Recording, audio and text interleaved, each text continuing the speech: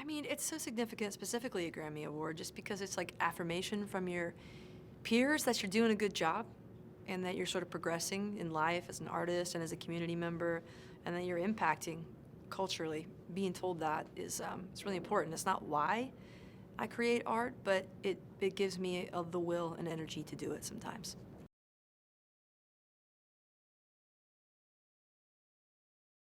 There's so many things about the Grammy stage that make it feel so important. I think if I really kind of dig deep and I look at where that pressure and importance comes from, like in my heart, it would be being a little kid and being allowed to stay up late to watch the Grammys just to see if like Whitney was gonna land that note, or to see if like Celine Dion could really do that live. You know, it was this thing we talked about in my family because we've always had like a penchant for vocal aerobics, and it's just that classic Grammy moment. Even people from really small, middle of nowhere places understand what a Grammy moment is. And so when I got my Grammy moment, I knew what I was getting. I knew what was happening for me, and I've never forgotten it.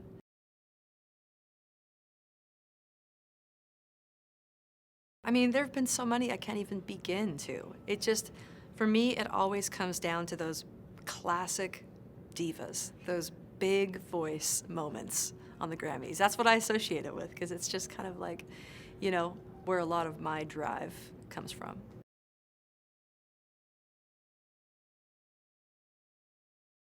Oh yeah, oh my God, Whitney Houston, but like I said, like Celine Dion would be another one that I would stay up late to watch Celine hit those notes. And God, I mean, Gladys Knight, Patti LaBelle, Aretha Franklin, the big singers, the ones that made room for all the big voices to come in and to do what they do. And hopefully one day I'll be able to claim, you know, some of that ground for myself if I just keep working at it.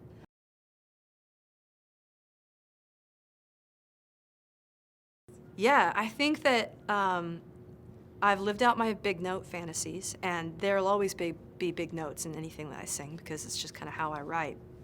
Um, but this is a rock and roll year for me. So I'm just gonna cut loose and enjoy this one and just like let myself off the hook a little bit and, you know, throw my neck out.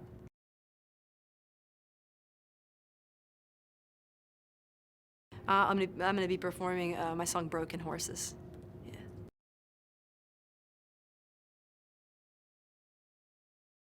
Oh, every single person this year. This was an exemplary year for music.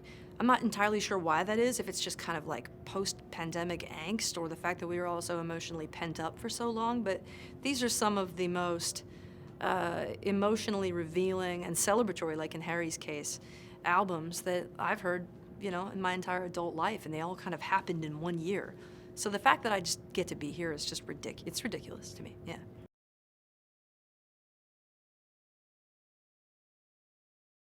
What influenced my music this year? It was this kind of retroactive gratitude. I'm not saying that I'd taken my job for granted, or I had taken audiences or people or the constant attention and affirmation I need for granted, but maybe I had like a little bit. And so I really wanted to make music that honored that I've had that for such a big part of my life and that I want to keep having it.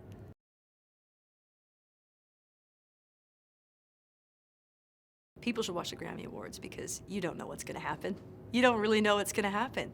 It's so live, and everyone is striving to meet the moment. And when people strive to meet the moment, crazy shit happens.